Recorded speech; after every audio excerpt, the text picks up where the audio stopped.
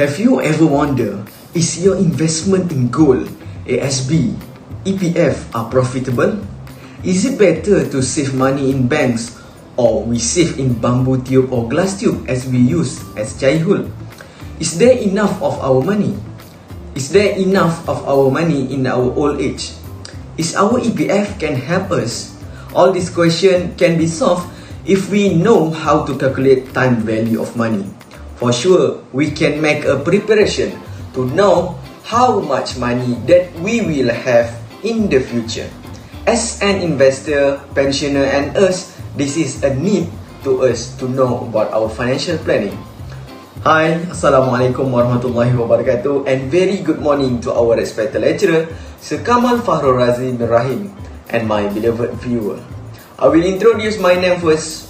I'm ALIM bin Muhammad ANGSHARRUDDIN from BA 2512G. Before I jump into our learning material, I will leave you with some question. Why we need to study time value of money? The answer is simple.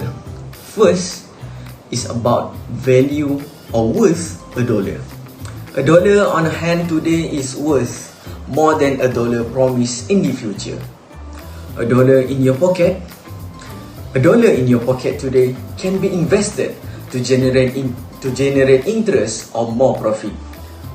A dollar promised in the future is actually worth less than a dollar today because of inflation. But you need to keep in mind, any amount of money is valuable more the sooner it received. Even though you know about calculation of future and present value, but if you don't invest or manage your money, it worth nothing.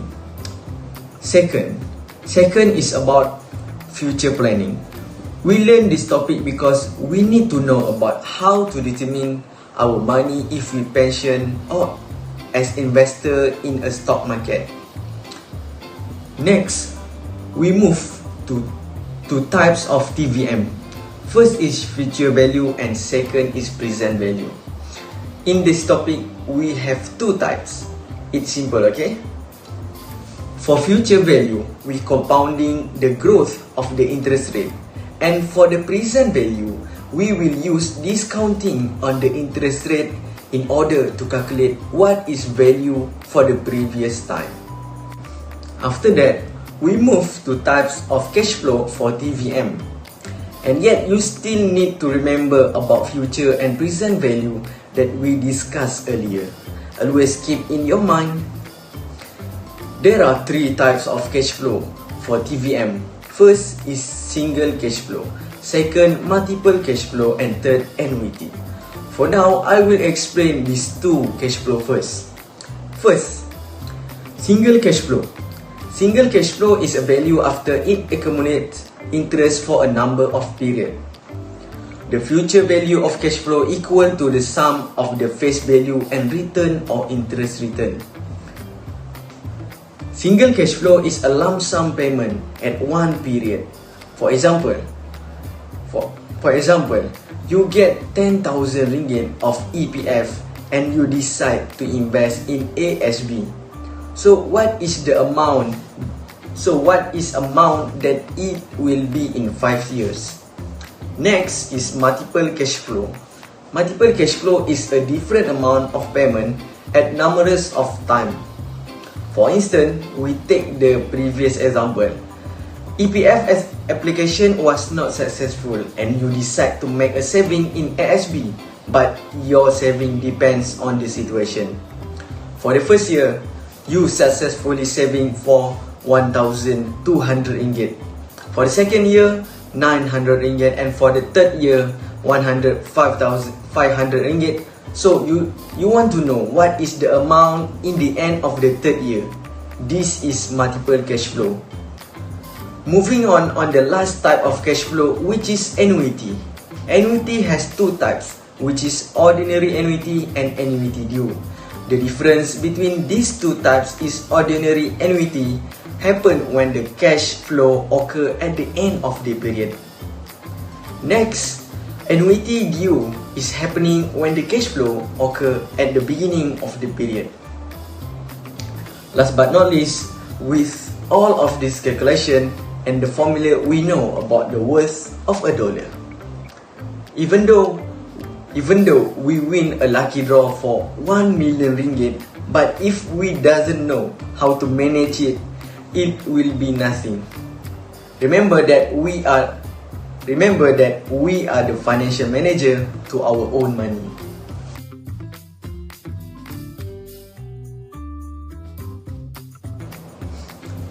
What is working capital management? As stated here, a definition of working capital management is a business approach for ensuring that a company's current asset and liability are used efficiently in order to control company liquidity.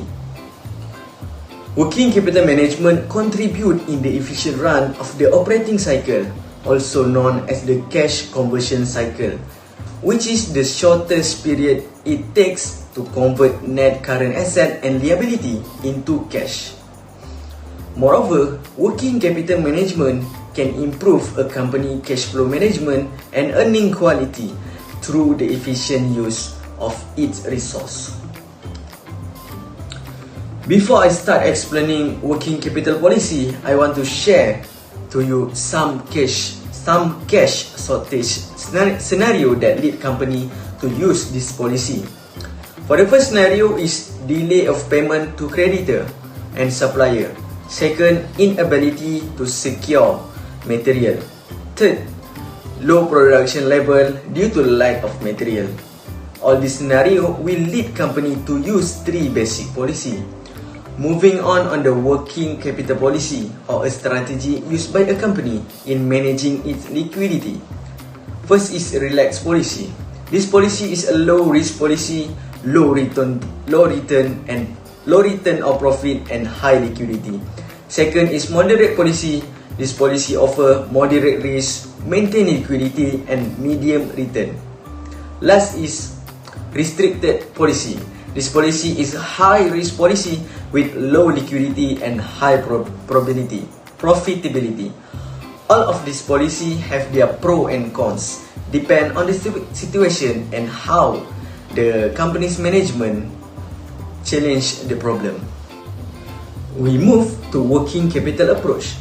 First is maturity matching approach. This type of approach will ensure that a company current asset and financing are always in synchronized. For example, some company use this method to invest in fixed current asset with long-term financing and finance current asset with short-term financing. This approach is offer a moderate risk with moderate return. Second is aggressive approach. Aggressive approach is a short-term financing is used by company to fund some long-term asset. For example, company minimize current asset such as the cost of debtor by assuring timely payment or limiting credit sale. This approach will bring a greatest risk with great potential for progress. It is good for a company that eager to grow. Last but not least, conservative approach. This low risk and low profitability approach. This is a play-safe approach to a company. For this approach, firm use long-term financing for the measure of its asset and to ensure sufficient cash flow. Current asset must always greater than current liability. We know that all of the strategy or policy are for company to maintain sufficient cash flow to meet its short-term cost and short-term debt obligation. That's all for me. Thank you so much for hearing my speech. Assalamualaikum and goodbye.